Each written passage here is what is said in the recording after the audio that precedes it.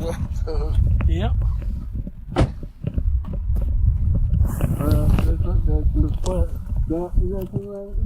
Sideways. Yeah, go sideways. Go this way.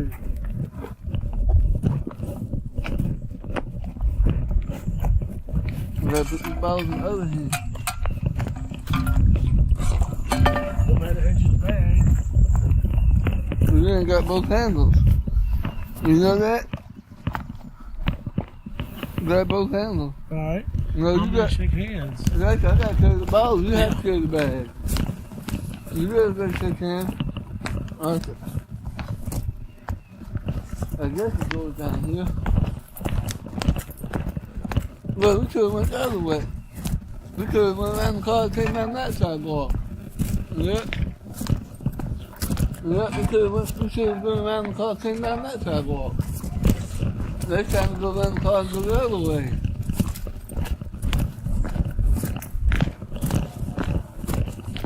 I guess this is where you go in. Good morning. How are you? I don't know what door we're supposed to go in. Go east door. Yeah, because this is Must be Chester right here. How you doing? Chester, I'm Houston. Houston. Yeah, good to see you, brother. Good to see you, brother. I'm glad you're here. I hear we're having a little meeting after church today. Yep. And I want. great. Okay. I want to get this to the children's ministry. Oh, okay. He wants blind people. He wants the kids to see how the blind people read. Yeah, that's great. Yeah. Here's something for you. Oh, thank you, sir. If you got kids, you show them. That's awesome, Chester. I'm glad you're here, brother. Yeah. Yeah. We'll follow you. Okay, I'll tell you what. Why don't y'all come this way?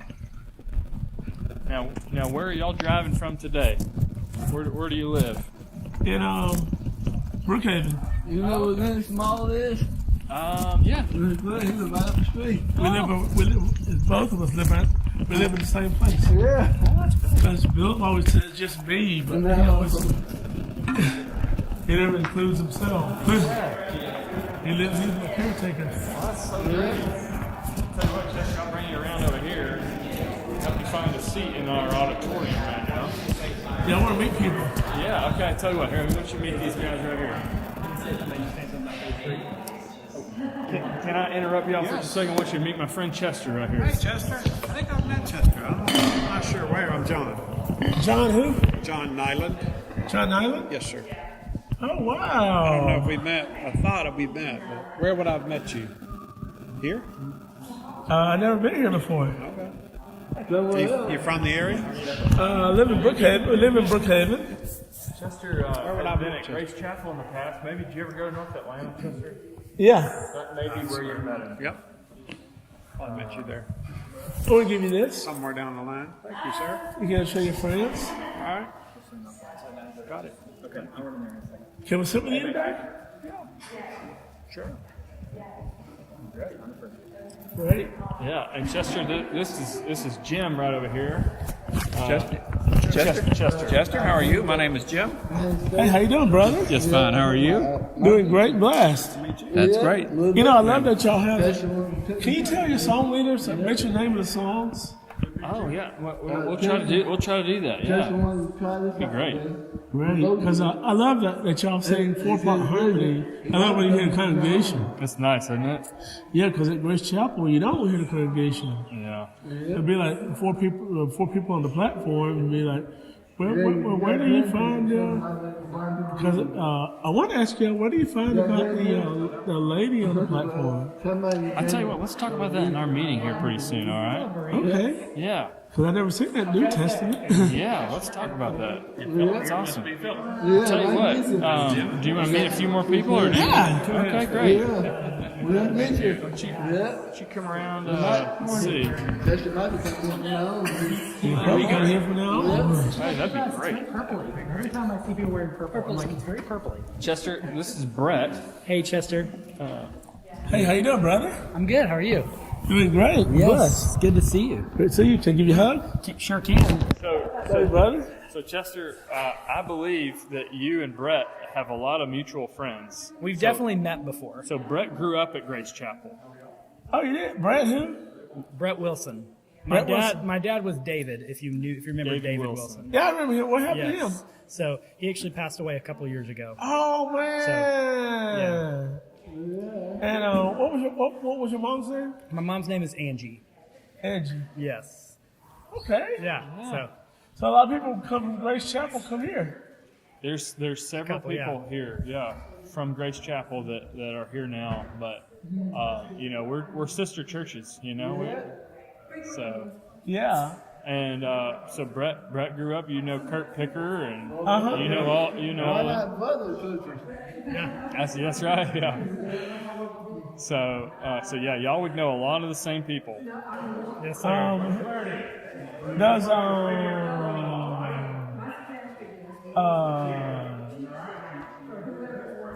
the guy who used to how long did you go to Grace Chapel? So I was at Grace Chapel for about 6 years.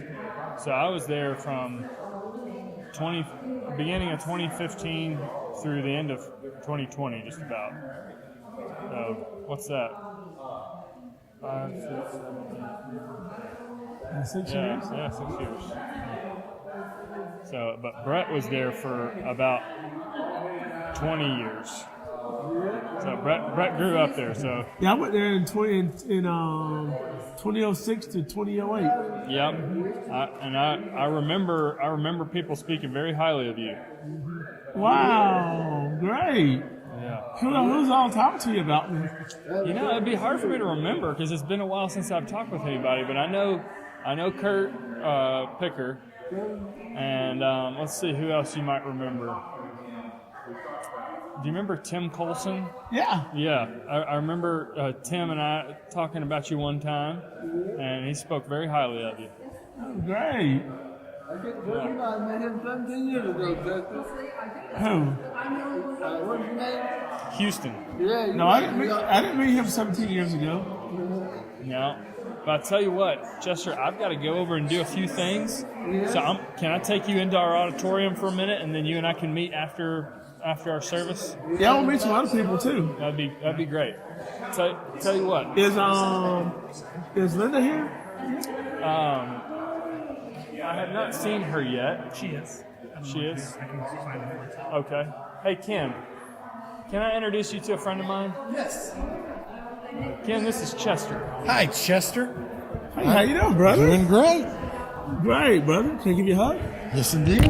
Great, brother. Right. Welcome. Hey, thank you, brother. And My who friend's name is is Philip this Miller. beside you? My friend's Philip Miller. Philip Miller. I'll be back in a minute, Chester, all right? All right. They would love to sit with y'all. Actually, I'm standing up here and greeting people this morning. I want to do that. Oh, great. I want to be part of the greeting team. You got it. You got it. Hey, Linda. Why don't you meet Chester? Chester. Chester, this is This Linda is right here. Linda Campbell. Hey, how you, sister? Good. It's great to meet you. Great to meet you too. And I got something for you. Okay. I want you to have that. And if we have blankets, they're going to run our blankets. All right. Yeah, I want to be part of the greeting team every week. All right. I do. They don't want to see how blankets we. Oh, that's I'm looking at the New York Times you just presented to Linda. I'll bring you up some books. I have some books in the car and give you. Well, I don't read You Braille, can so show I your need to learn it friends. first. You can show your friends. Yeah. You can take home and show your friends. New York Times. New York Times. Yeah. That is great. And I get to keep this, Chester. Yeah. Thank you so much. You're welcome. And I'm planning to be part of the greeting team Oh, good. Oh, good. because I found somebody who is on the greeting team. Yes. Because I said that's how I was at Grace Chapel when I used to go to Grace Chapel back in 2006. Yeah. I was on the greeting team. All right. And I said I want to be on the greeting team. Oh, that's great. Well, let's walk in this direction. The doors are over to our right. I'm going to go around some people here. And then we're going to position ourselves over here so we can be on the greeting team. In fact, I'm going to introduce you to some people here. This is Chester. This Hey, how is you? Lenora. And How you? I just went Hug? blank. Hello. Jordan. Yes. Avery. Hello. Hey, how you? Good to see Hey. you. Hey, how you? Nice to meet you. Nice to meet you too. My first name is Philip.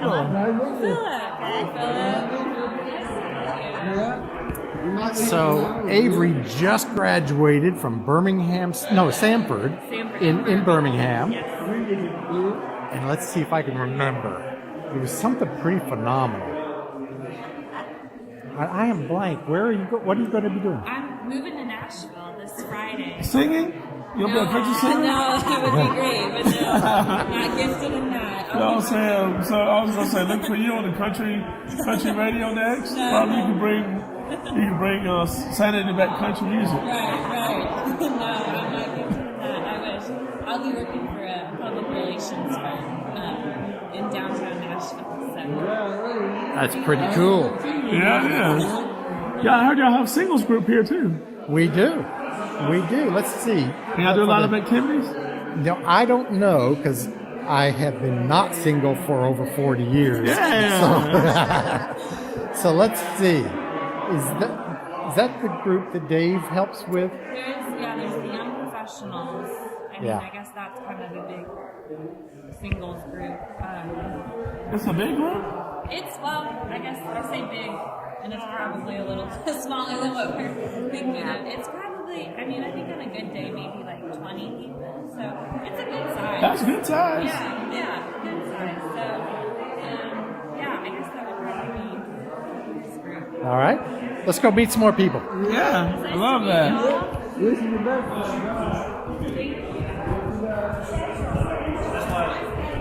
Hey, I want to introduce you to Chester. Chester, this is Jeremy. Nice Jeremy. to meet you. Hey, how you? Good. How are you? Doing great. Blessed, brother. Good to see you. Great to meet you. Great to meet you too. And with Chester is Philip. Hey, Philip. How are you doing? Good to see you. Yeah, I'll probably here for y'all. Be here from now on. Good. I heard We'd y'all. love to have you. I heard y'all on. I heard y'all on YouTube last week, Yeah. and I was saying, man, they have a high ceiling. They do have high ceilings. I don't bump my head ever. And Yeah. He doesn't bump his head, and he is. I'm going to guess, and then he's going to correct me. I'm going to guess 6'6". That's right on the money. Really? All Right right. on the money. Yeah. So I have to look up.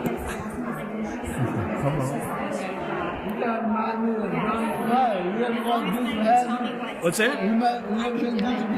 I have seen Dukes of Hazzard. That's one of my favorite shows. Okay. I take that as a compliment. Yeah. y'all have any coffee? Do we have coffee? Yes, we down do. there. Yes, come with me. All right. Wonderful meeting y'all. Nice to meet you too. We're going to meet two guys. We're going through a narrow doorway here. Yep. And have you met Chester? No, I haven't. This Hi, is Chester. Don Redmond. I am Don Redmond. Chester. Hey, how you Glad doing, to meet brother? you. And Nice to then meet you. Can I give you a hug? with Chester. Yeah, sure. Doing great. Blast. All right. I love this. And then with Chester is Philip. Hey, Philip. This is Don. Glad to meet you. And we are heading to get some coffee. All right. Right on around there. Awesome, man. What's this here? This room? All right, this is newly refurbished. So it's sort of a sitting area. There is a fake fireplace and a television screen. And then off of this waiting area or greeting area, there is a youth room and what we call the living room, which is where a lot of our classes take place. And starting next week, we are closing down the main auditorium to start doing some renovation in there, and we're going to be meeting in this living room. Yeah. So here is the coffee. You can probably smell it. Yep. There is regular coffee only. I don't see any decaf. I want regular coffee. All right. And I'd like it in this cup, please. In this cup. You got it. Right, and that'll be probably most of the summer. Okay, let's see if that cup is. Maybe I'm going to have to use it. You have to pour it in here. Yeah, I'm going to pour into the little cup and then pour it into the big mug. It won't work, will it? Not unless you had it on the edge of the table. If you had it on the edge of the table, it might work. Yeah, but I don't want to move it because it's hot. No. And the plug's not very long. No, the plug's not long enough. How you doing? I'm well. How are you? This is Sandra. Sandra. Sandra. And are you part of our greeting team today? How you? I'm leading singing this morning. Right. So you get to come Helping to lead. So you sing like the you sing alto or what? I normally sing alto, yeah. Today I'll be doing a little bit of the lead, but mostly I'll be doing both. Depends on what the leader needs. So they don't have one song leader; they have two. We have two. We do. Is that about right? We have two song leaders. Okay, good. So did y'all ever have one song leader at one time? You know, I don't know. I've only been here about a year and a half, 2 years. Yeah, right there. So I don't know about before I got here. They're all fake sugars. Hey, hope y'all announce the songs. Hope y'all will announce the songs because that's where I'll go. I'll check and see. I don't know what the leader. They all do a little bit different. I can get it open. Right here. Let's see. I got it. With the whole type of cup. Hey, Sandra, If if you can let whoever's leading and let them know I'm totally blind, and I'd like to. So I they will the see if songs. he will do that. I will see if he will do that. Thanks. I will ask him. Thank you, Okay? sister. Thank you, brother. I'll talk to you later. Talk a little bit more, Willie. All right. And now I'll put that back over here so other people can find it. And then, is that it? He like this one. No, he like this one. Hazelnut. Ooh, you're a hazelnut guy. Yeah, that's what we got. So he's got some. Oh, they either got sugar- regular creamer. Which one do you want, Chester? Yeah, Chester, you want regular creamer or do you want any flavored creamer? Like the coffee made hazelnut. That's what you told me you liked before. Yeah, hazelnut. Yeah. And please. You load it up with that. Sometimes you feel like a nut. Sometimes you need hazelnut, sometimes you don't. Green team. On the green team, on the greeting team. It's not cooking very fast. Yeah. And also let the youth know I'd like to help out them too. I'll introduce you to Dave. What is Dave's last name? He is the one that works with the young singles and the young professionals. And at this time of year, they're combined. So some of them are single and some of them are not. Okay. Where's some stuff? There's that little wooden thing right there. You got it. That's it. This is going to be tricky part. You put down here. All right. Yeah, that's good. Oh man, he's got you all fixed up. Yeah. Yeah, he's been helping me. He's been my best friend. Been here for 20. Been my best friend for 20 years. Exactly, 20 years too. Tell me we met. What year we met? In 2003. Yeah. So exactly 20 years. Yeah. Yeah. All right. In February 4th. All right, that looks good. Uh-huh. Let's see. I'm going to grab it to try to Good. get this top on right. Yeah. Real tricky. There we Because go. I'm right And handed. get tight. You're right. All right. Whoops, I need to turn it around the other way then. Uh-oh. Yeah, that's the tricky part. Get it on the right. Right, Chester? Yep. Right. I think we got it. Uh-huh. Okay. Yep. There you go, sir. Thank you, brother. I'm going to hand it to my friend Philip right now. All right. All right. All right, let's head back to the lobby. Yep. Philip, Yeah, add me to the greeting. Miller. That's easy enough. How can I help you? Yeah, please add me to the greeting team. Right this way. You can add me to the greeting team. So you can probably feel that sunshine coming in through windows that we're walking right by. Yep. It's going to be a gorgeous night. Oh, yeah. 78 Y'all degrees. just got me renovating this part right here. Yeah. Yeah. All right, we're going back through a narrow, Where's the walkway. renovation? Back in the lobby. and now we're in the lobby. Yeah. Back in the lobby. I'm going to head over here. This, Hello. hey, Hey, this how you doing? is, and I'm going blank. this Bruce morning. Taylor. Bruce, thank you, Bruce. How you doing? Your name is Chester Thrash. Chester Thrash. Thrash. Nice to meet you, Chester. That's what And I have met you This is before, Mike, but Mike Mike, Clarity. I'm visiting today too. Mike Okay. who? Mike Clarity. Mike Clarity? Yes, sir. Where are you Chester. coming from? I live in Birmingham, Alabama. Oh, great. Yes, I have Nice to meet you, family. brother. Have family that attends here. And so then- visiting them for the weekend. Great. and What then- church you attend? River Chase Church of Christ. this is Chester's best Okay. friend, Philip. Philip Bruce. Nice to meet you, Philip. Taylor. Yeah. And Good to Mike. have you. Bruce, who? Chester, Bruce Taylor. Chester and Nice to meet you, too. Can I nice to give you a hug, meet you. buddy? Yeah, well, I got coffee, so be careful. love I don't you, want to love you too. Don't want to spill coffee on you, okay? Yeah. It might get you heated up. Yeah. So forth. Are you from Atlanta? I'm from Griffin, Georgia, originally. Where? Griffin? Griffin. Okay, it's on the south side of town, right? Yeah. Yeah. Okay. Okay. So you live on this side now? Up here? No, Brookhaven. Okay. Okay. yeah, we go way out here. We drove out here. We drove out here. Good to have you. Good to have Great you. to be here. Yeah, I think you'll enjoy it. Yeah, I know I will. Because I heard y'all on YouTube. And I said, Okay. this is the church I want. You know Ken? Do you know Ken or you just met Ken? I just met Ken.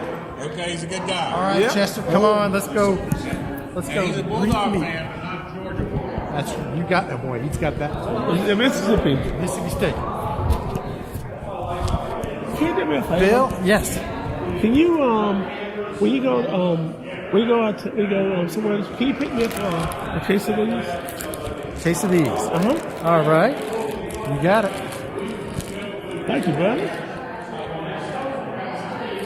Does it need to be the specific? Does it need to be that type, or can it be a different brand? Whoa! It must come out the bag. It came out of my pocket. Yeah, it's in the bag. Oh, okay. You did the wrong thing. Yeah. All right, let's walk. This is Bill that we're facing right here. Bill, this is Chester and Philip. Bill Chester. who? Forsyth. Bill Forsyth. Bill Forsyth. My name's Chester Thrash.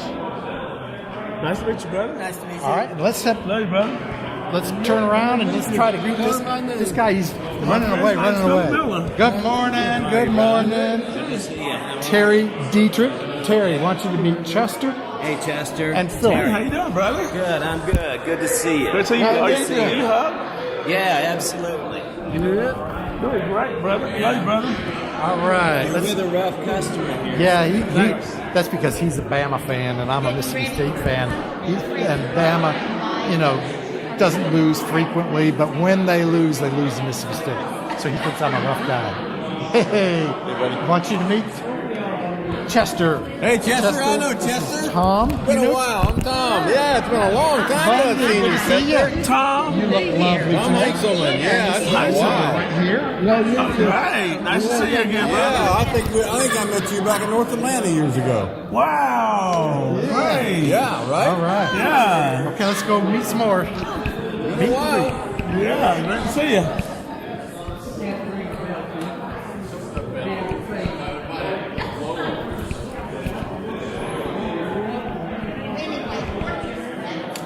Hey, Angel. And Chloe, good morning.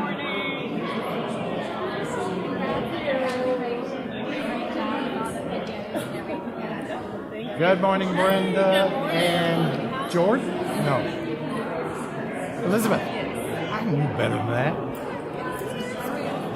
Congratulations, Elizabeth. She just graduated, or Friday, right? It's past Tuesday. Gotcha. All right. What high school? Oh, you're in our district. All right. This is Chester and Philip. Brenda Tedder and her daughter Elizabeth, who lives in the same high school district as me, apparently. So this is Chester and Philip. Hey, how you doing? I'm good. How are you? Good, great, blessed. Yes. Nice to meet y'all. Thanks for being here. Glad to be here. Yeah, she's a bit taller than How you doing? than mom. Good. Great, boss. Who's this? Elizabeth. Elizabeth? Nice to meet you all. Nice to meet you. Love y'all.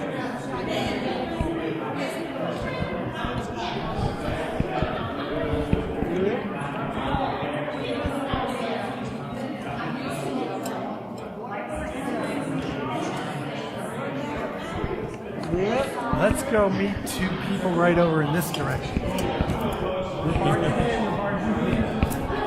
I want you guys to meet Chester. Chester, we have, Hey, first of how all, you is doing, brother? Milton, one of our Good, elders. nice. Milton. Great to see you, buddy. Who's this? Milt. Milt. Nice to meet you. Nice to meet you too, brother. So you're one of the elders. Yeah, don't hold that against me. I'm not. Y'all got Dickens? And this, Yes, sir. and this is Chester's best friend, Philip. This is Milt. And Chester, this is Fred Norton. Fred is also one of our elders. All right, great. Doing great. Take a With, good hug. with Chester is Philip. All Take a right, good hug. grab hold. Love you, brother. I hugged this other guy you hugged, so it's.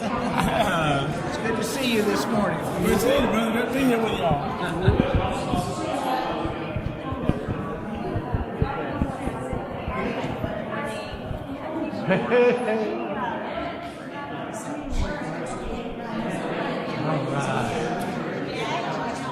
We can feel the cool breeze coming in through the door. And this is challenging me because I don't remember names that I should know. What time do you usually get here on Sunday mornings to read? 9:15 to 9:20 in order to greet. Okay, great. And I don't do it every week. So they've got some people who I don't know, and I should be greeting them.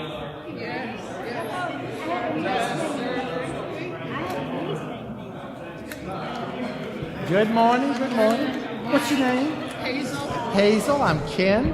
This is Chester and his best friend, Philip.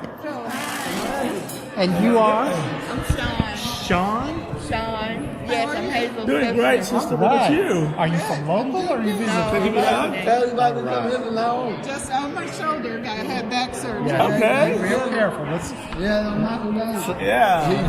thanks. Just greet her well and just say, hey, good morning, glad you're here. Yeah. Hazel, are you visiting from where?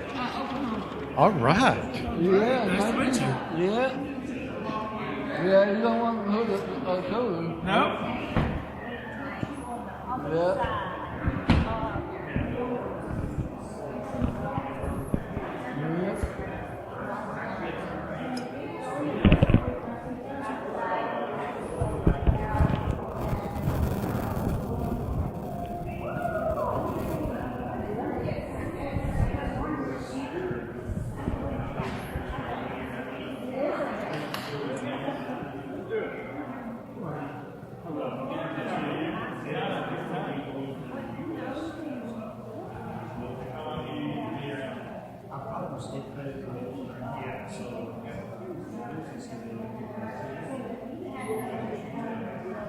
Oh, it's almost time. Let's head on in. So Don Redmond just kind of flagged me down and said, hey, it's time.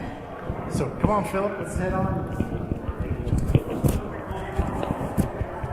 Come on. One step. One step up, second step up.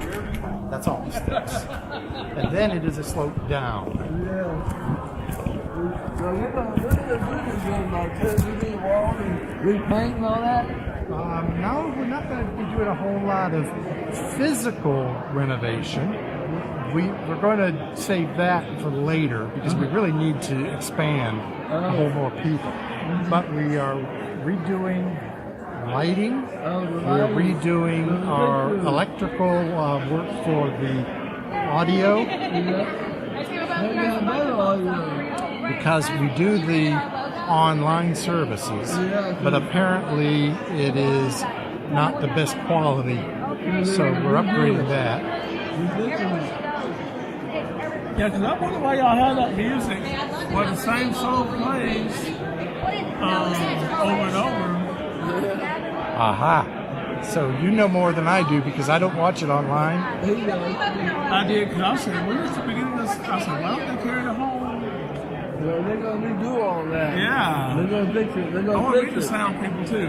Yeah, All right. He wants to meet them. Come with me. I'm going to introduce you to a great chef, Yeah. Al. Yeah. But he cooks here? Yes, he does.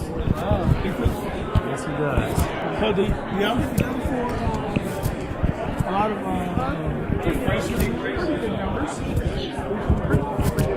Morning, how are you? Doing fine. I want to introduce you and Al to Chester Chester, nice to meet you. and Welcome, welcome. Chester's best friend over here. nice to meet you too. Nice to meet you too. And this is Bo. And Al. Al, this is Chester. Chester. Hey, how you doing, brother? How are you? Doing great. Great to meet you. Great to meet you, brother. Yeah, man. How are you today? So you're the chef. You're the chef. Did you get behind? Come on, there you go. like to Nice eat to good meet food? you. Huh? You like to eat good? I love it to eat good. Good. Y'all do cornbread a lot? No, I don't do cornbread a lot. I could. Can you? I can. Of course I can make good cornbread. Great. I love sweet Come with cornbread. me. Come with me.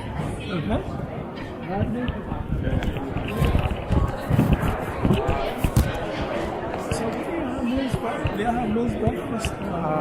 Once a month. It's always on Friday? Yes, Friday morning at 7:24 a.m. And I'm going to squeeze right in here behind you. Can I see that? Yes, sir. What? Okay, please do.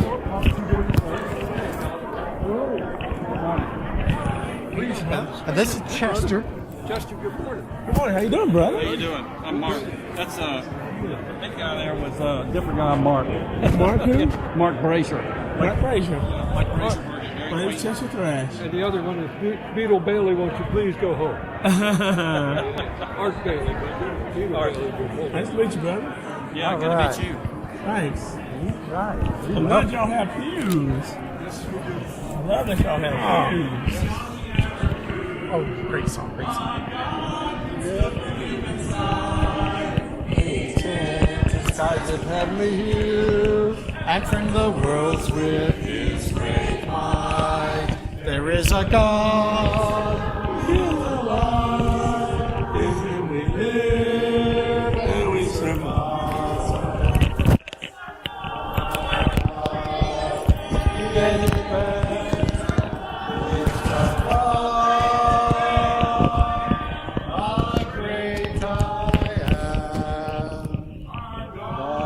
Upon a tree, our life was willing there to give, that He from sin might set man free, and evermore with Him could live. There is a God, He is alive, in Him we live and we survive. From the star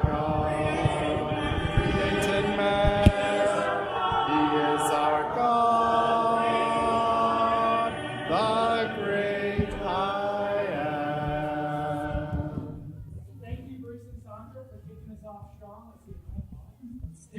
Thank you, Bruce and Sandra, for kicking us off strong with one of our favorites. Thank you all for being here today. We're so happy to have you on this holiday weekend.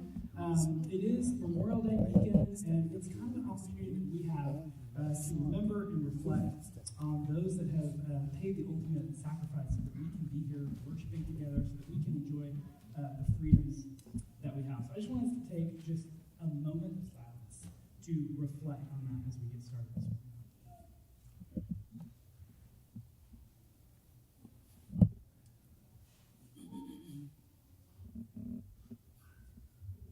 Awesome. Well, thank you guys for doing that.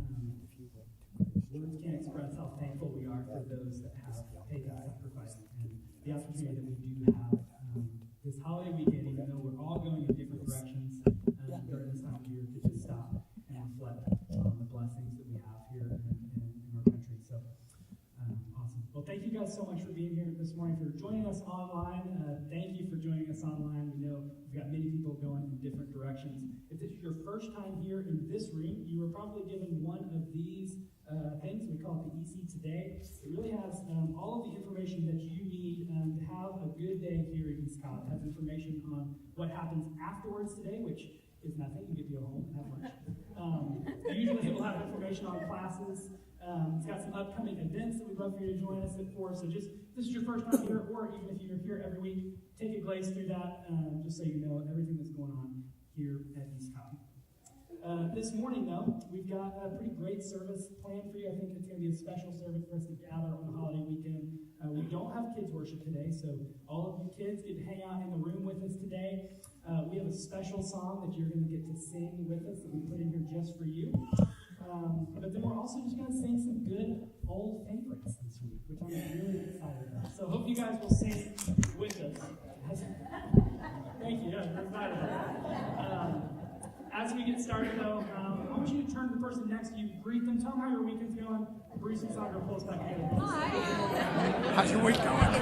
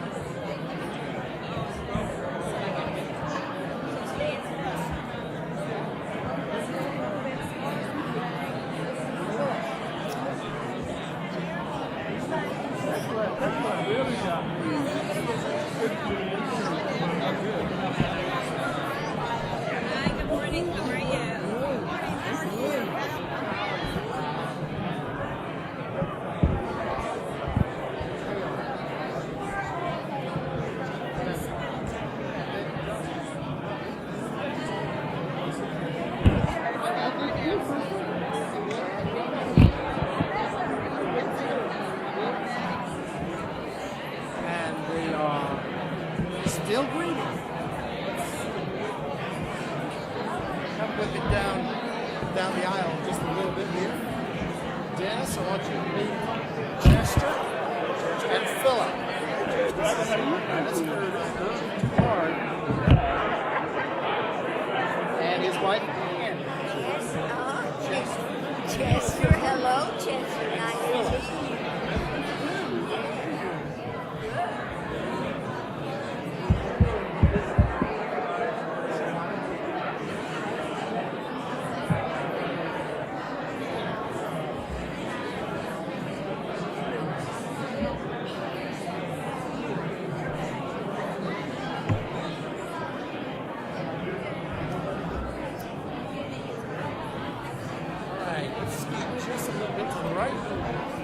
And there you are lined up with your recorders. All right. Use the song? That is a Bible. We don't have any songbooks in the pews at the moment, but we do have some Bibles. Let me look. There are different versions.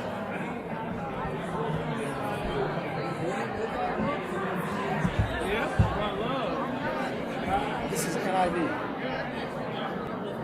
Let's see what that one is. Philip, pull that one out. Let's take a look and see what version that one is. New American Standard. Good. There's another one. All right. That one's New American Standard. This one is...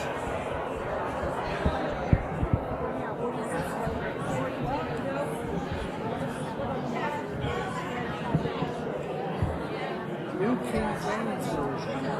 Wow, I hadn't heard about it. I haven't read the New King James. He was trying to get us all bored again.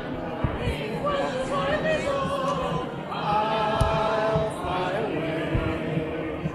to our home on God's celestial shore.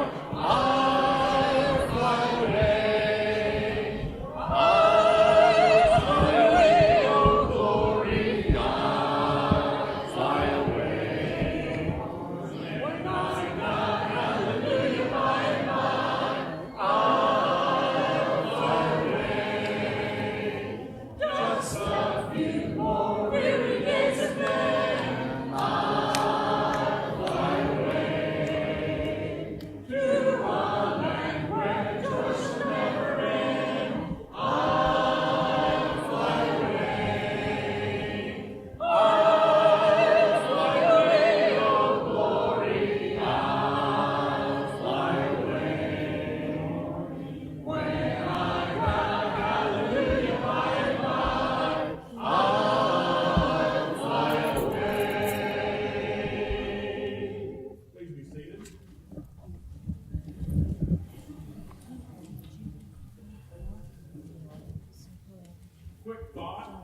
Have you ever thought that maybe in our worship services we sing songs that get us in a certain mood?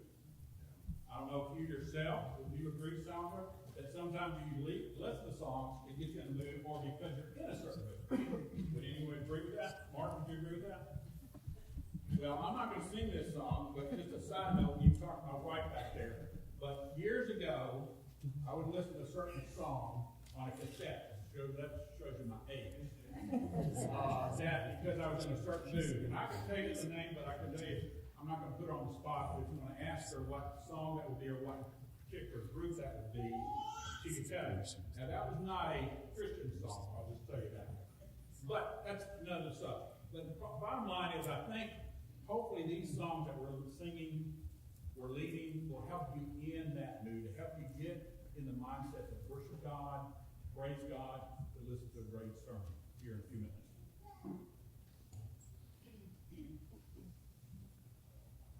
So we have a scripture this morning to share. This is from 1 Corinthians 15, verses 56 through 58. The sting of death is sin, and the power of sin is the law. But thanks be to God, he gives us the victory through our Lord Jesus Christ. Therefore, my dear brothers and sisters, stand firm. Let nothing move you. Always give yourselves fully to the work of the Lord, because you know that your labor in the Lord is not in vain. We'll be singing for these two songs. First one will be Victory in Jesus, and then special song that Brett mentioned for the children, okay? Especially since they're staying here with us. I heard an old story, how a Savior came from glory, how he gave his life on Calvary to save a wretch like me. I heard about his groaning, on his precious blood's atoning. Then I repented of my sins and won the victory. Oh, victory in Jesus, my Savior forever. He sought me and bought me with his redeeming blood. He loved me ere I knew him, and all my love is due him. He plunged me to victory beneath the cleansing flood.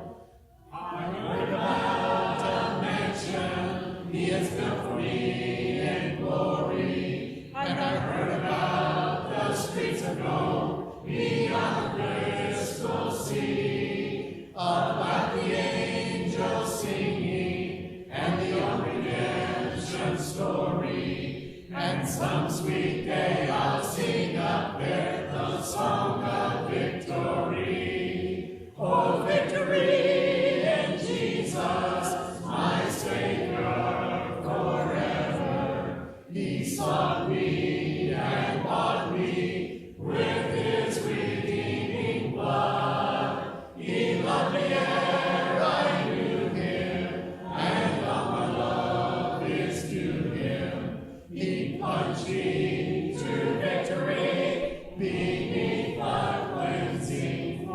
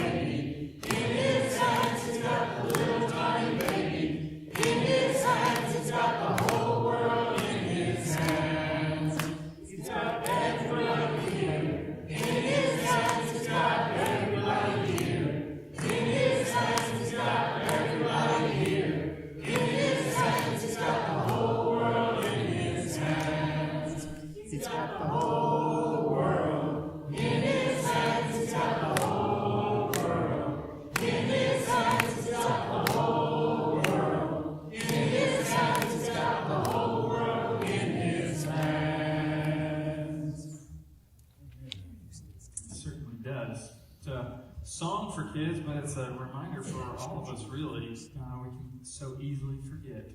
So this is my friend Avery. And if you don't know Avery, she is Casey and Lainey Ketcherside's daughter. And Avery is just graduated from Samford University. She's got a big job in Nashville, and she's moving to Nashville next week. This coming week, Friday, and so we're going to wish her well, but ask her to read. And those of you who got connections in Nashville, you can tell her all your favorite restaurants, all your favorite people and churches and places to visit. But thank you for being willing to read for us this morning. So I'll turn it over to you. When you go to war against your enemies and see horses and chariots and an army greater than yours, do not be afraid of them, because the Lord your God, who brought you up out of Egypt, will be with you. When you are about to go into battle, the priest shall come forward and address the army. He shall say, Hear Israel, today you are going into battle against your enemies.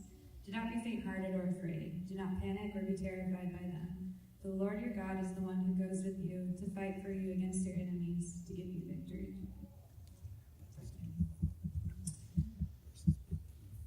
So it is Memorial Day weekend. Several years ago, I was working for a different church, and I got up on that Sunday and at the end wished everyone a happy Memorial Day.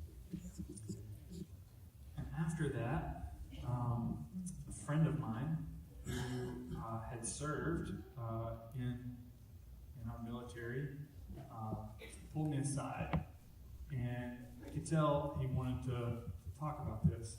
Now, this was a guy who was he was actually an elder in our church, and you can never tell when you're about to receive some correction. But it was so gentle.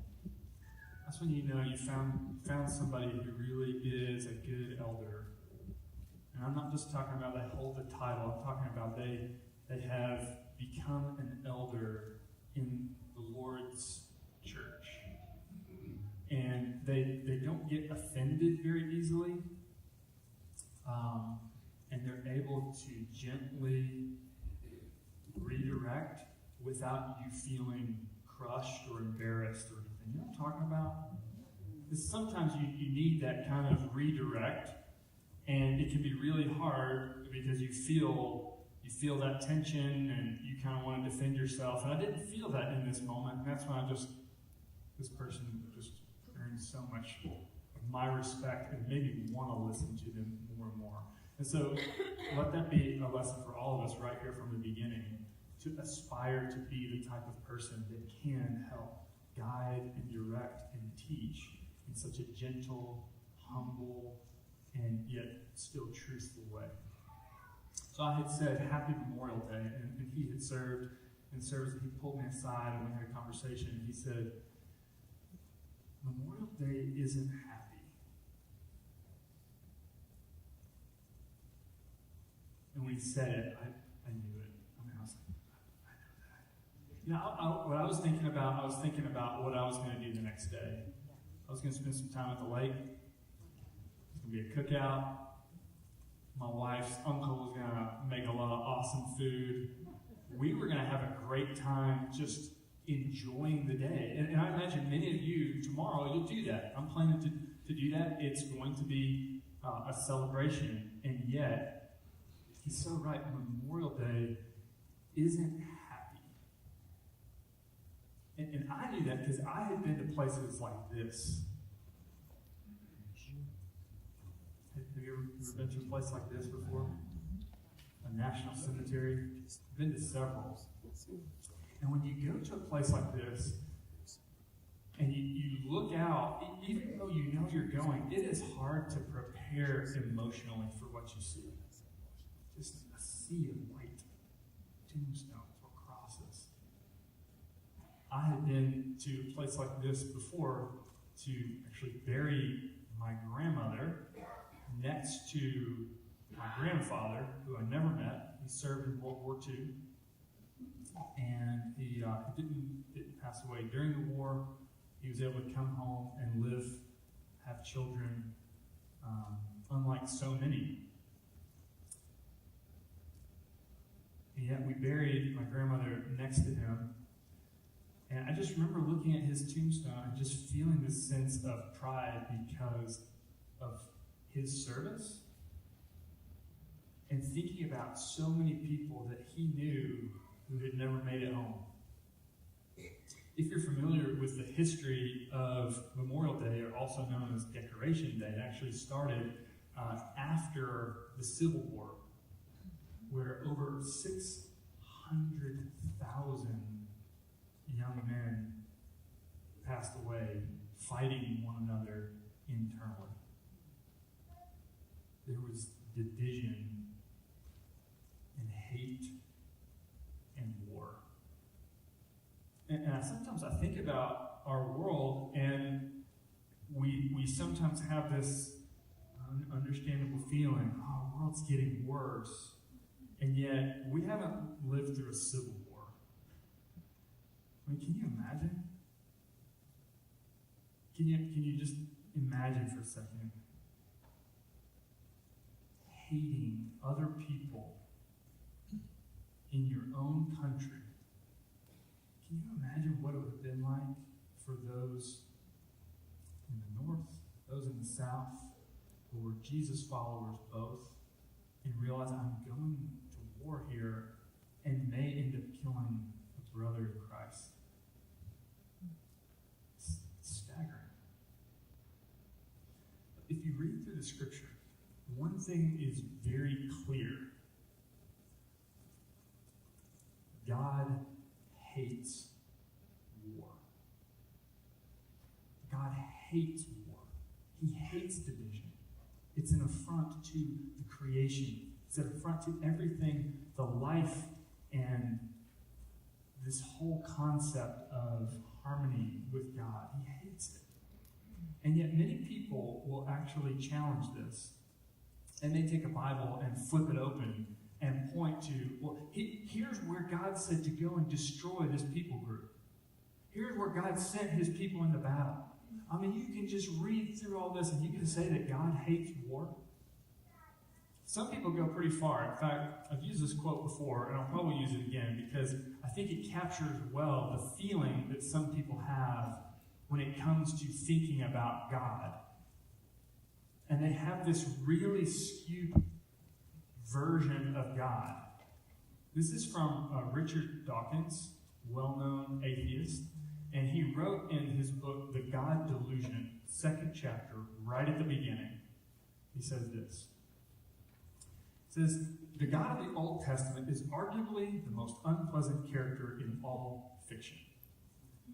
Jealous and proud of it, a petty, unjust, unforgiving control freak, a vindictive, bloodthirsty ethnic cleanser, a misogynistic, homophobic, racist, infanticidal, genocidal, filicidal, pestilential, megalomaniacal, sadomasochistic, capriciously malevolent bully. Almost had it. Yes, I've had to practice saying that. And yes, I've had to look up some of those words. But you can see from the vantage point that he's writing, that if you were only to zoom in on just a couple verses here and there of the Old Testament, you might have a hard time making sense of this loving God. You ever wrestle with that? You ever wrestle with that? I know that I have. The reality is, for people who have this viewpoint, they either have not read the whole story, or they don't know how to read the whole story. If you've ever struggled with it, let me explain it just real briefly, and I hope this is helpful. You see, after God had created the world in this beautiful garden and had encouraged humanity to take from the garden and create in the rest of the world, he created us to be creative, to take these fruit trees out into his world. And we failed to do that. So time passed, and there were other heavenly beings. And these heavenly beings looked down at the daughters of men, and they took any one of them that they wanted. And their offspring were known as the Nephilim. be familiar with that. In the same way that we reached and took the fruit of the garden, these other sons of God who had responsibility to guide and guard our world also took the daughters of men. Their offspring were the Nephilim, these mighty ones. And these mighty ones built cities of injustice. They destroyed people to the point that every inclination of humanity was evil all the time. But the Nephilim were there before the flood, and the Nephilim were there after the flood. It was an attack on the very image of God. God had created us to represent him, and now there was this offspring born of rebellion. In fact, you can even read about after the flood, if you were to follow the genealogy. You know how you read the Bible, you kind of skip through the genealogies? Well, it turns out they're actually really important. You read through Genesis 9, 10, 11, you'll see that one of Noah's sons, Ham, had committed this unspeakable incest in Noah's tent, his own father. And later, from Ham's line, were born other Nephilim. And the Nephilim, it was not just an attack on the image of God, they attacked all of God's people. And there was constant war between the people of God and the offspring of this rebellion. Think of it like this. In middle school, my parents took my sister and I, and we went to my uncle's farm. And he had a couple dogs. They'd gotten pregnant, and they had multiple litters. It was like 18 or 19 puppies. And they were as cute as any puppies you've ever seen. So we went there to look at the puppies, and to our surprise, we could each pick one out. And I'm telling you, that is an awesome day when you go to see a puppy and you get to bring one home. So we each picked one out. Well, come to find out, these weren't just ordinary puppies. They were one part mutt and one part coyote. And I'm telling you, the dog that I picked out was the dumbest dog I have ever seen in my life. And the dog that my sister picked out was the meanest dog I've ever seen in my life.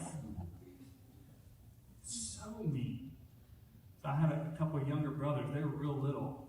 And my sister's dog bit each one of us, not like nipped, like hard bite. And it got to the point where my little brothers, who were 8 and 12 years younger, they could not even be outside with this dog. It was untrainable. Sadly, we had to put it down because it was not natural. Now, I just want to be really clear here. When I read Richard Dawkins and he talks about the God of the Old Testament being an ethnic cleanser, this wasn't because there were people walking around that were just half-breeds. That's not what it was. This was an unnatural offspring of rebellion against him. It was constantly coming to try to kill God's people, trying to destroy, in the same way that dog was trying to eat my little brothers. It's the same concept. Are you with me? So when you read through the Old Testament and you see that God is advocating for his people to go to war, he absolutely hates it, but he knows that it is absolutely necessary. I mean, what father wouldn't protect his children? And I'll say this. When there is something that is trying to kill God's children, the Lord, Yahweh will win. Amen. You can rest in that. Yahweh will win. He is sovereign. He is the creator. And we can meditate on that the rest of our time together. But like what Avery read just a minute, at the end of the time where The Israelites had come up out of Egypt. They had been led in the wilderness for 40 years. They were about to cross over. They were about to engage in a lot of warfare against these giants that were much larger than them. And God knew that they would be afraid.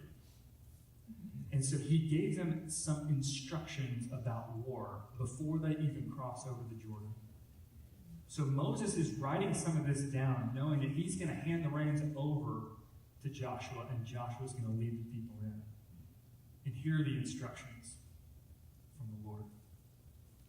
When you go to war against your enemies, and you see horses and chariots and an army greater than yours. And Joshua knew what this army would be like. He had been in the land already.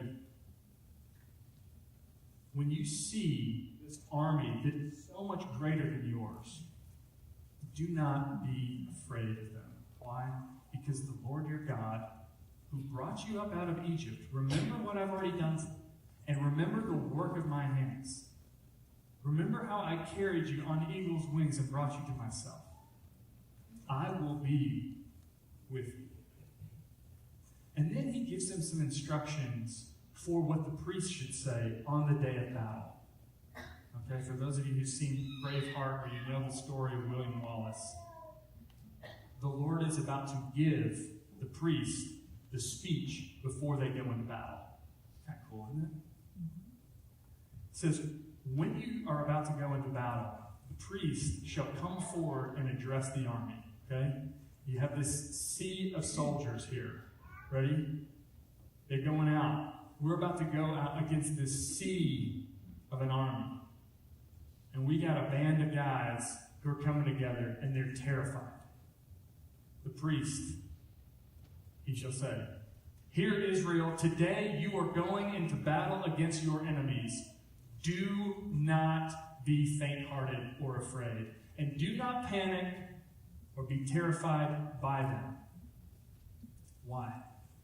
For the Lord your God is the one who goes with you to fight for you against your enemies and to give you victory.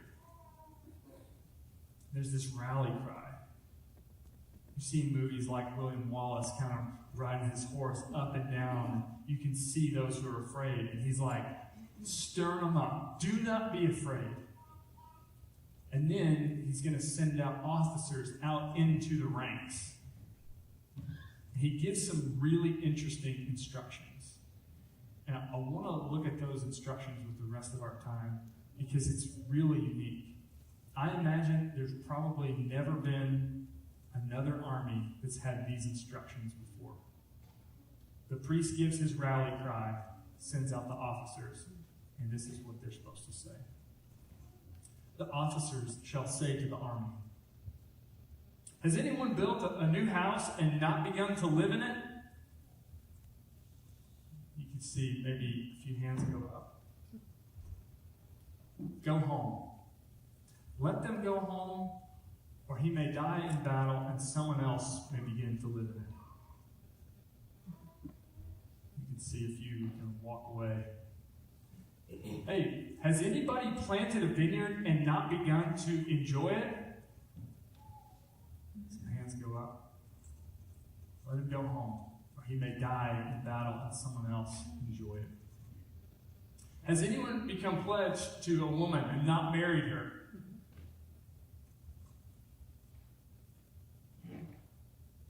Let him go home, or he may die in battle and someone else marry her.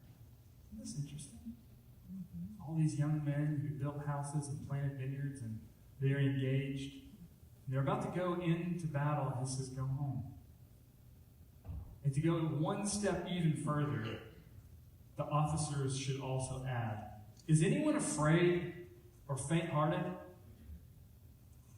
Let them go home, so that his fellow soldiers will not become disheartened too. I think that is so fascinating. They're about to go into battle. The Lord has already said you're going to be victorious. But he knows that there's going to be a cost for them in going into this war. So he addresses those who were right at the beginning of their life. They're building homes. They're starting to settle down and putting roots down. They're starting their businesses. They're marrying wives. In fact, a couple chapters later in Deuteronomy, it says that anyone who has married is actually free for a whole year. You can't go into battle for a whole year because you need to be home and enjoy your wife and make her happy for a whole year.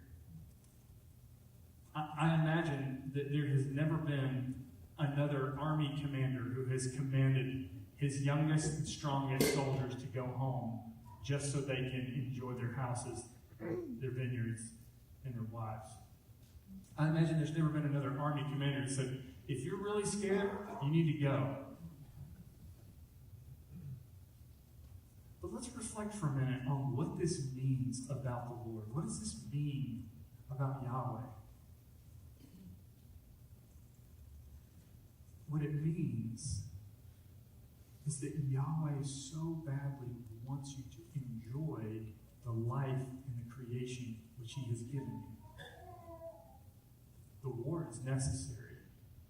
But what a tragedy it would be to have to go into fight and never to have experienced the life which He has given you.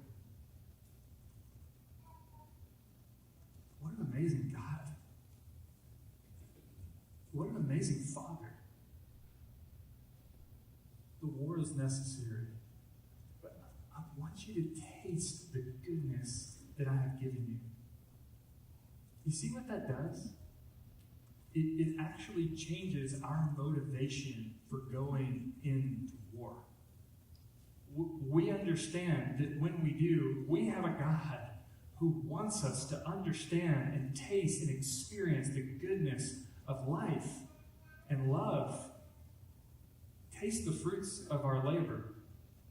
But it also changes the motivation because we have this desire for more power. We're greedy. We want more. We lust after more. We never have enough.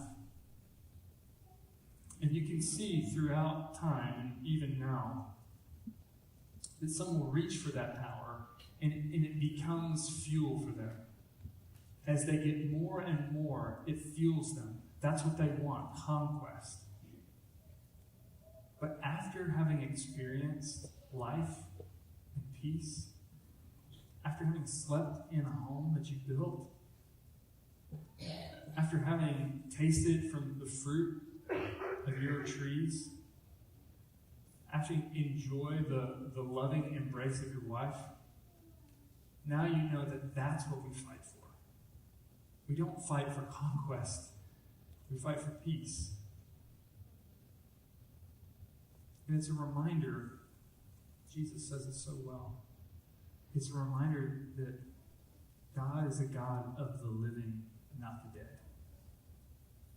He is the God who wants life to spring up. Yahweh desires life and love and peace for all humanity. And yes, there are some wars that may have to be fought.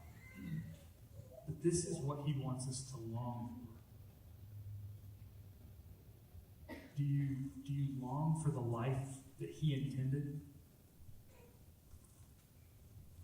Or have you become satisfied with the things of this world? Do you long for His love? Or have you become satisfied with your versions of love?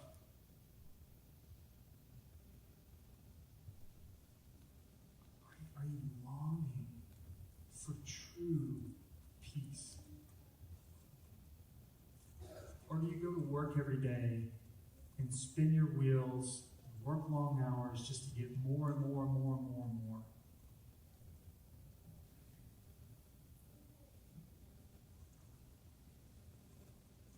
Reflect with me. In just a second, we are going to take communion. invite you to go ahead and get your cup ready. Take the bread, take the cup.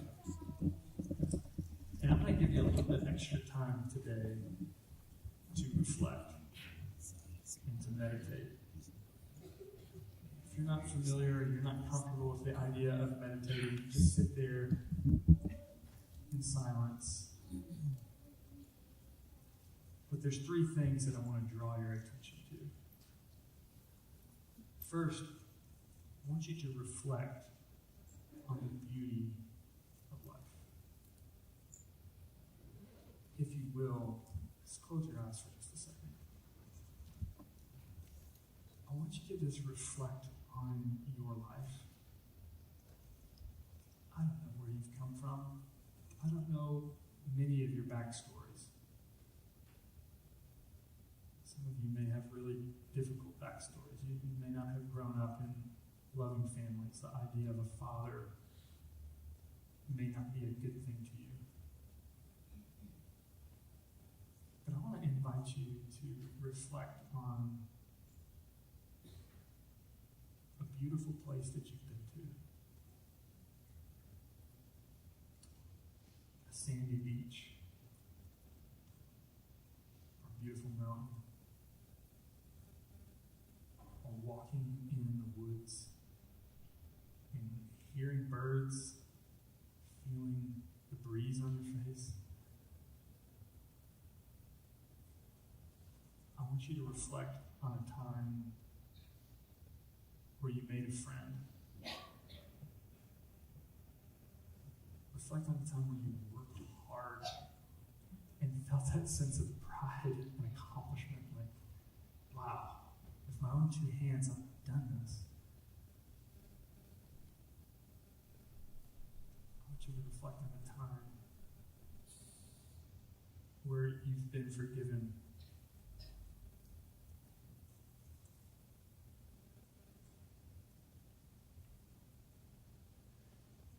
Regardless of what your past is like, can you see moments in your life where there is beauty?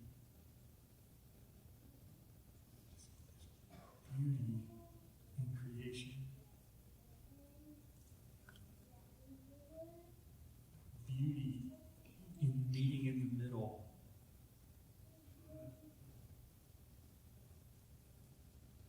Beauty in letting someone else have their way. I just want to ask you to hold on to that for a minute. Because as we take from this bread and this cup, we understand that Jesus has taken so much on himself so that we could enjoy all of the goodness of the Lord. The second thing I'm going to do is I want to invite you to rest knowing that God is just. Not only is there beauty in our world, but there is evil in our world. And I know that some of you have experienced things that are too hard to speak of.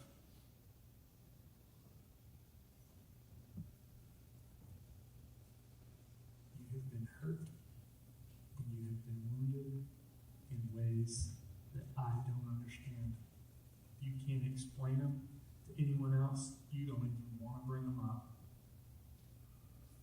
So many people in our world never experience justice in this life. But Yahweh is just. And one day, he will return and he will set all wrongs to right. He is the King who will come back. He will ensure that there is justice for all. And I invite you to just rest in that. Because when you are called a name, when you are labeled,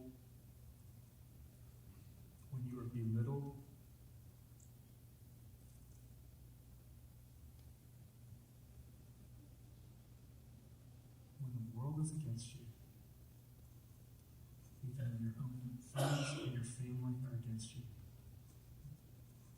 You have a Father in heaven who sees all, who knows all, and who will set all things right.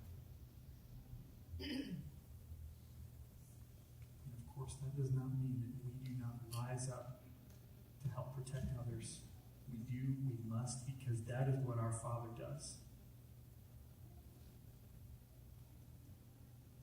It does not mean we do not speak out when we are harmed.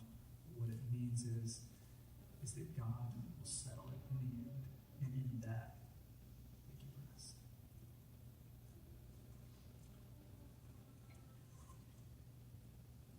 And the third thing, well, open your eyes at this point. The third thing is this. To remember what true love looks like. What is your definition of love? How did you come to that definition? Learn that from a parent, brother or sister, another family member, a wife or husband. You have your own definition of love. The world will tell us that true love is our feelings, is a magical kiss. True love is different. Jesus is addressing his disciples on the night before he's crucified.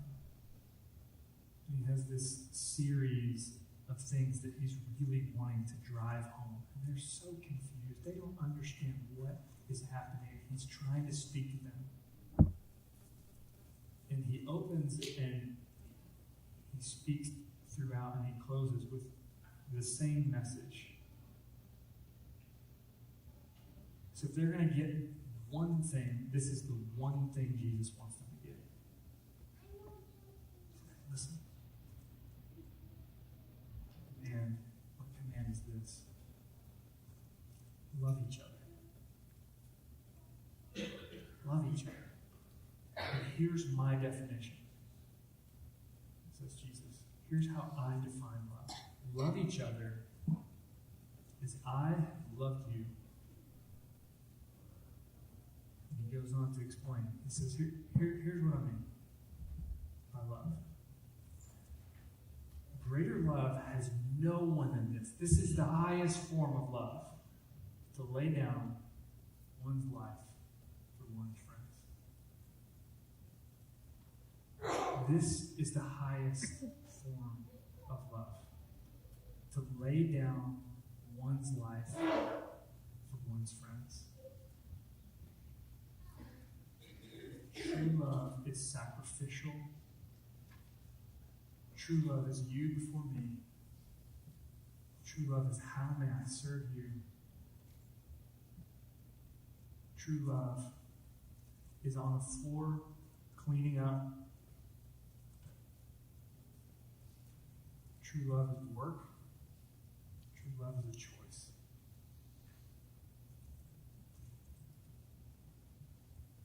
I want to invite you to reflect.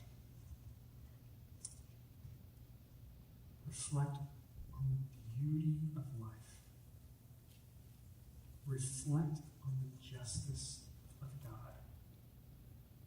And reflect on true love. Knowing that Jesus laid down his life for you. He was your substitute. Everything that he experienced from the rejection of his own family, of his followers, of the leaders of Jerusalem, of the leaders of the world, the fists, the beatings, the crown of thorns, the nails in his hands and his feet. He did that for you. Because that is what true love does. We're going to pray, and we're going to take this together. And I've got one more little thought. Let's pray.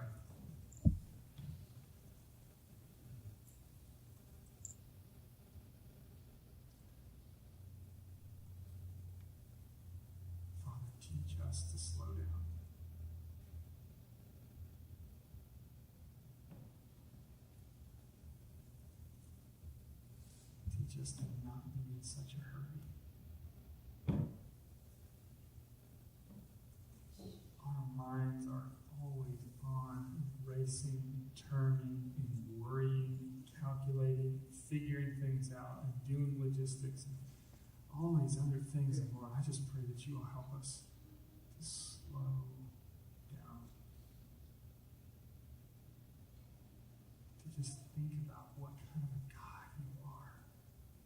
Sovereign, creator, almighty. Yes, but a Father, a true Father who wants us to know the life that you have created for us, to know the love that you have for us and what's available in loving one another, to know peace, to know your goodness. Father, teach us to slow down. Help us to enjoy creation. Help us to take part in bringing your creation further out into places where there's chaos.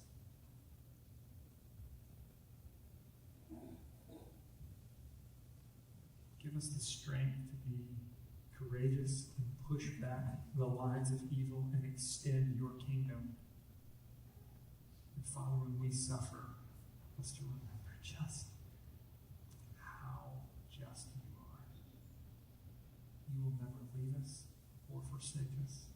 And in the end, you will set all things right. And thank you so much for Jesus. Because on the day of your return, without him, we would have to fear. Because we know, I know what I have done in my life to deserve death. I know what I have done to be on the side of justice that I don't want to be on, but yet your Son has taken my place.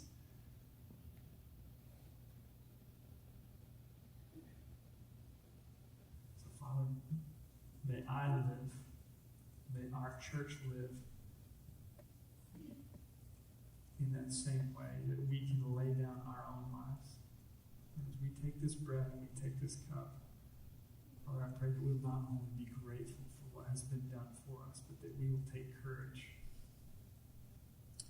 in laying down our own lives, of truly being little Christs, Christians, who go out into your world to lay down our own lives as well. It's in the name of Jesus that I pray. Amen.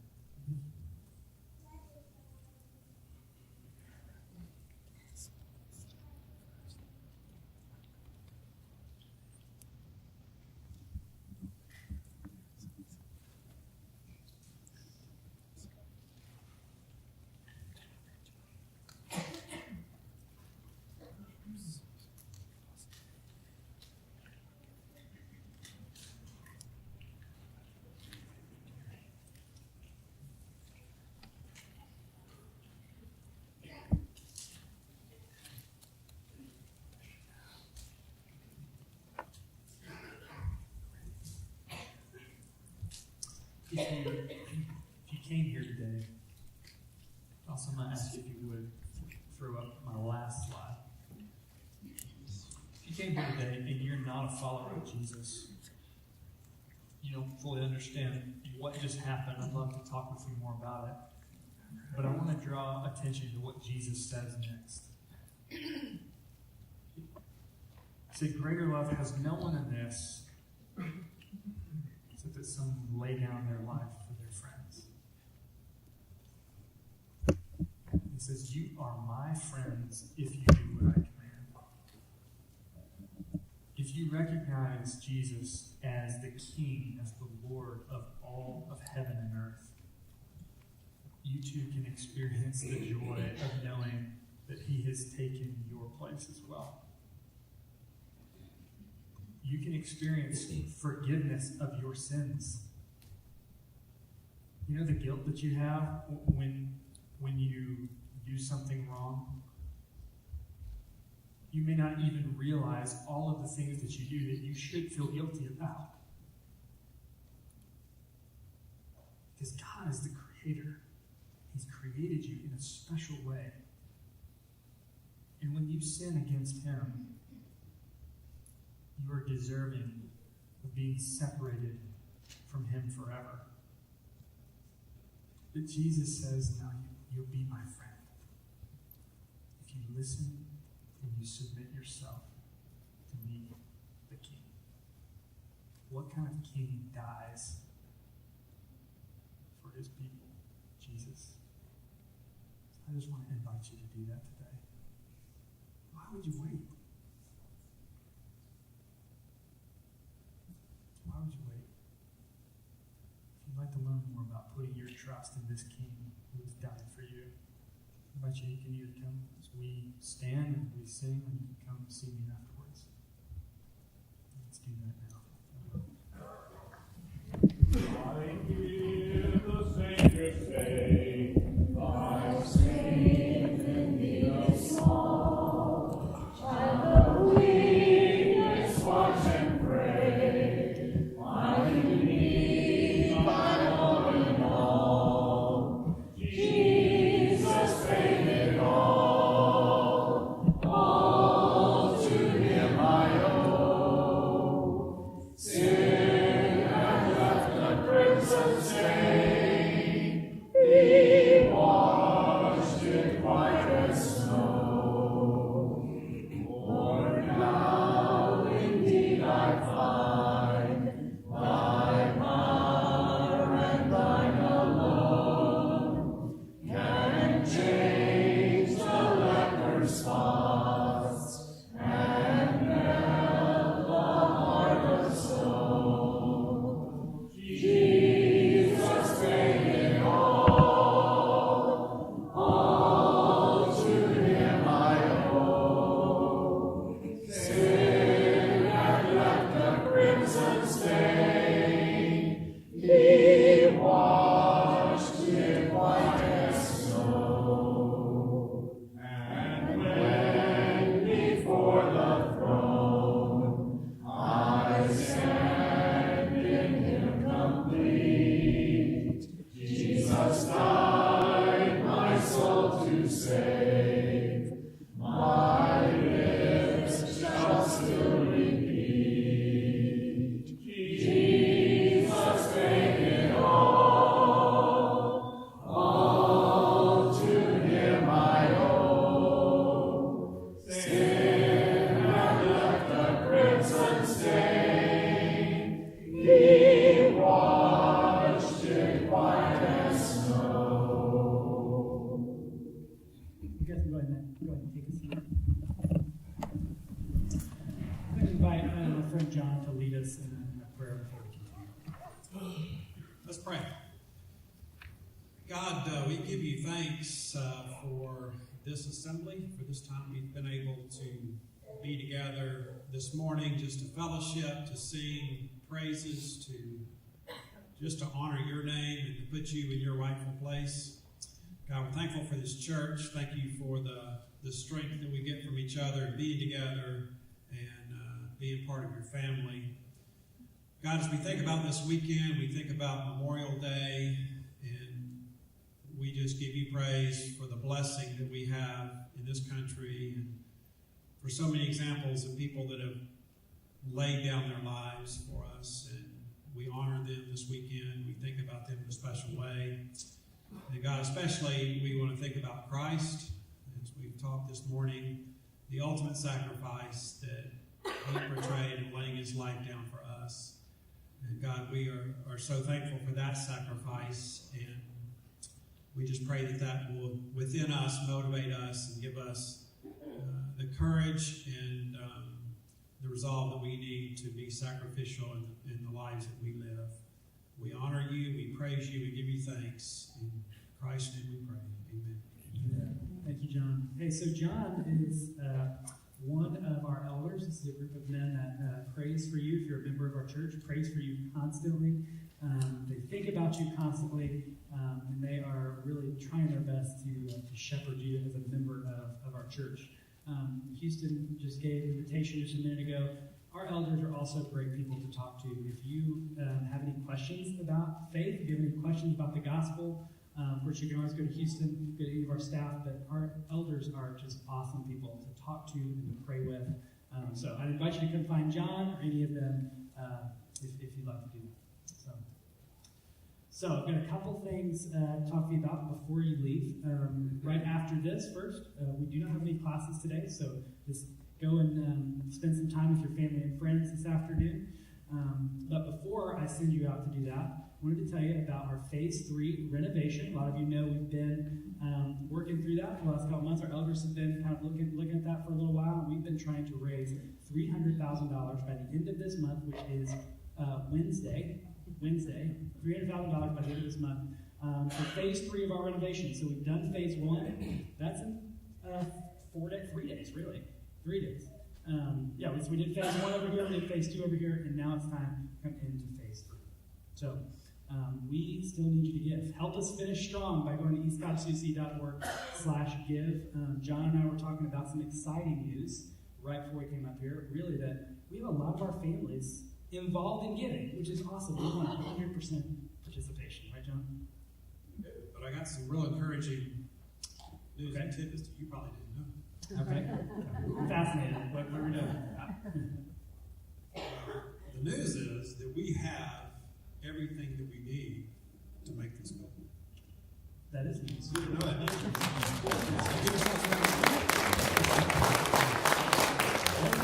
The only little caveat is we haven't given it all yet. So we want to encourage. What's the percentage of families, or how many families do we have? I think we have just over 100 families right now out of 190 families that have donated. Okay. So I think, as I think about that, as Houston has said so many times, we really want that number to be 190. And we really want to invite everybody to be a part of this. And I think about, when in the Old Testament, in the sacrificial system, when God instituted the grain offering, that was the idea of bring what you have and give something to God, and that was going to say, that says all that I have, God, is yours. And I just want to encourage us to kind of have that mindset and be thinking, well, maybe I don't have a lot, or can't give a whole lot right now. Maybe you can give a pledge, but just that idea of having 100% commitment in this, in all of our giving, not just in this, but in giving, that says so much about I'm all in. And all that I have is yours, God. Whether I give it for this event or if I'm out using my resources for the kingdom. That's what we want to encourage people to be thinking. Yeah, no, that's awesome. And John's right. Everything we need is in this room or watching online, but we need you to commit it to this effort to create a space, to improve our space for future generations, because that's what we're trying to do. Houston said it in a video a couple of weeks ago, but previous groups of people here at East Cobb made sacrifices. They gave sacrificially so that we can have the facility and the property that we have now to reach our community. And now it's our opportunity to step up and to do that. So, John, thank you for helping us think about the fact that we already have it. We already do. We just need you to give it. So, 3 days, May 31st, we want to get to $300,000. There's some postcards out there if you're curious of what that looks like, what we're trying to do. Things like improving our stage lighting so you can see, those of you online, you can see a little bit better, improving our audio system so you can hear a lot more. Our system. Yeah, and just generally bringing this room into the same style as Phase 1 and Phase 2. So help us make room and grow and provide a space for the next generations. The next thing is a celebration, okay? Here's a big celebration. This is the last Sunday that we're going to be in this room until after Phase 3 is complete. That's amazing. But last one. Starting next week, we're going to be offering multiple service times. Service 1 at 8:45 a.m. We'll have an opportunity for class fellowship time at 10 a.m. Service 2 at 11 a.m. Service 3 at 4:30 p.m. That way we can get this room ready for our Phase 3 renovation. So go ahead and start thinking through what time you're going to go. Important notes, you've got kids. All you kids in the room, you will want to come to the 8:45 service, because otherwise you've got to sit through the boring adult service the whole time. You don't want to do that. So John, what service are you coming to? Do you know yet? Have you thought about that?